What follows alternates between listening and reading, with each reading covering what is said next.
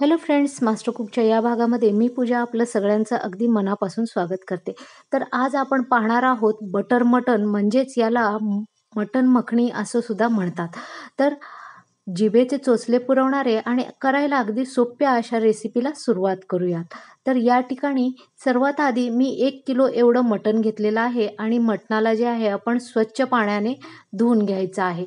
तर मी ही जी रेसिपी आहे ती 1 किलोच्या प्रमाणामध्ये शेअर करत आहे. तर मटण स्वच्छ धुवून घेतल्यानंतर आता याला मॅरिनेशन करायचं आहे. 1 चमचा मीठ, 1 चमचा लाल तिखट घेतलेला आहे आणि त्याचबरोबर 1 चमचा हळद आणि 1 चमचा जिरा पावडर आणि 1 चमचा धना पावडर. तर हे सर्व मसाले याच्यामध्ये घालून आता यामध्ये अर्धा वाटी एवढं दही घेतलेलं आहे. चमच्याने मोजून 4 ते 5 चमचे एवढं दही पुरेसं होतं. आता व्यवस्थित हाताने याला मिक्स करून मॅरिनेशन करून अर्धा तासासाठी साईडला ठेवून द्यायचं आहे. आता सेकंड स्टेप म्हणजे या ठिकाणी मी अर्धा वाटी एवढे काजू घेतलेत आणि त्याच्यामध्ये पाणी घालून त्याला भिजत ठेवलेलं आहे. आता याच्यानंतर या ठिकाणी मीडियम साईजचे 3 कांदे घेतलेले आहेत आणि याला अशा पद्धतीने आपण उभं चिरून घ्यायचं आहे.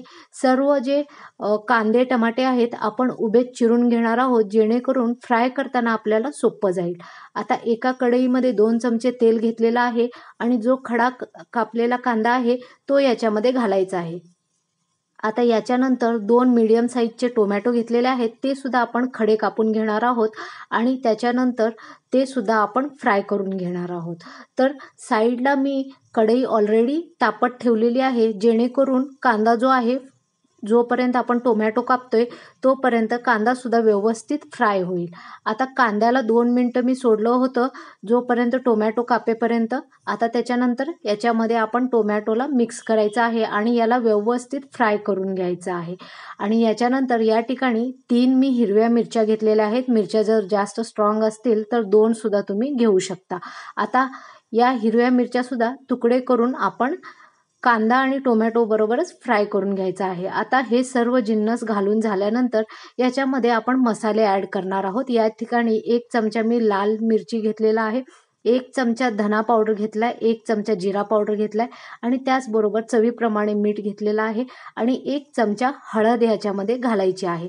आता हे सर्व मसाले घालून झाल्यानंतर आपण जे काजू भिजत ठेवले होते ते काजू काढून याच्यामध्ये घालायचे आहेत आणि सर्व जे जिन्नस आहेत व्यवस्थित मिक्स करून आता याला टोपण लावून साधारणपणे 5 मिनिटासाठी आपण व्यवस्थित फ्राय करून घेणार आहोत. टोमॅटो आणि कांदा व्यवस्थित स्मूथ झाला, एकदम व्यवस्थित फ्राय झाला की हा मसाला आपण साईडला काढून घ्यायचा आहे आणि आता याला मिक्सरमध्ये आपण बारीक फाईन अशी पेस्ट तयार करून घ्यायची आहे. ज्यावेळेस बारीक करताय त्यावेळेस अगदीच थोडंसं पाणी घालायचं आहे, नाहीतर पेस्ट जी आहे ती व्यवस्थित होणार नाही. आता याच्यानंतर मी या ठिकाणी तुम्ही पाहू शकता एकदम फाईन अशी पेस्ट या ठिकाणी तयार झालेली आहे. आता सर्वात महत्त्वाचं साहित्य म्हणजे बटर. या ठिकाणी मी कढई तापत ठेवलेली आहे आणि 2 चमचे भरून या ठिकाणी मी बटर घेतलेलं आहे.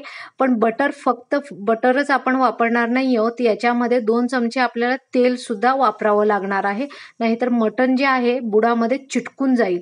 आता 2 चमचे तेल ॲड करून झाल्यानंतर आता याच्यामध्ये 4 ते 5 लवंगा, 1 स्टार अॅनिस मोठी इलायची, 2 बारकी इलायची, त्याचबरोबर जायफूल आणि 1 इंच या ठिकाणी दालचिनीचा तुकडा घ्यायचा आहे आणि 2 या ठिकाणी तेजपत्ता सुद्धा घालायचा आहे. हे मसाले व्यवस्थित फ्राय झाले की आपण जी मसाल्याची पेस्ट, कांदा आणि टोमॅटोची पेस्ट तयार केलेली आहे ती याच्यामध्ये घालायची आहे आणि व्यवस्थित हे सर्व मसाले 2 मिनिटासाठी फ्राय करून घ्यायचे आहेत. ज्यावेळेस मसाल्याला बाजूला थोडंसं तेल सुटायला सुरुवात होईल, या स्टेजला याच्यामध्ये आपण मॅरिनेट करून ठेवलेलं जो मटण आहे तो याच्यामध्ये घालायचा आहे आणि याला 2 मिनिटासाठी व्यवस्थित हलवून पूर्ण मटण आणि मसाला जो आहे तो व्यवस्थित मिक्स करून घ्यायचा आहे. तर साधारणपणे 2 मिनिटासाठी मी याला व्यवस्थित हलवून घेणार आहे, जेणेकरून बुडामध्ये मसाला वगैरे चिटकणार नाही. आता याच्यानंतर याच्यामध्ये मी या ठिकाणी अमूलची फ्रेश क्रीम घेतलेली आहे. तर साधारणपणे अर्धा कप एवढी फ्रेश क्रीम याच्यामध्ये ॲड करायची आहे, जर तुमच्याकडे फ्रेश क्रीम नसेल तर तुम्ही डायरेक्टली दुधावरची मलईसुद्धा याच्यामध्ये वापरू शकता.